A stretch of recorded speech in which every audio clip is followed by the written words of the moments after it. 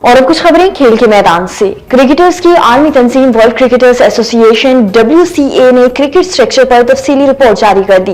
World cricketers association की report 64 cricketers और दीगर स्टेक होल्डर्स की मशावरत से तैयार की गई है, जिसमें खेल के मौजूदा ढांचे और कवरिंग में तब्दीली की तजवीज़ दी गई हैं। वर्ल्ड क्रिकेटर एसोसिएशन ने क्रिकेट कैलेंडर को वाज़ेह करने की तजवीज़ दी और रिपोर्ट में कहा कि मौजूदा साइकिल के इत्माम पर क्रिकेट का नया और वाज़ेह कैलेंडर तश्कील दिया जाएगा।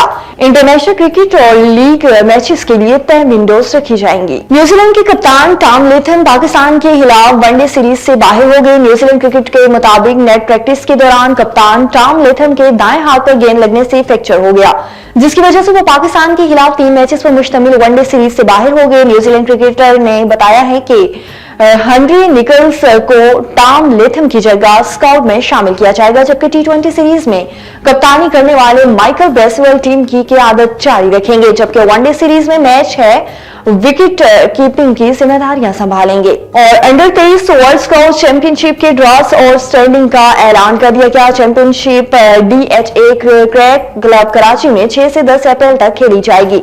अंडर 23 वर्ल्ड स्काउट चैंपियनशिप के साल 2025 का पहला एडिशन है, जिसमें मर्दों और खवातीन दोनों के मुकाबले में 32 खिलाड़ी हिस्सा ले रहे हैं। इसके लिए $60,000 अमेरिकी की इनामी रकम रखी गई है।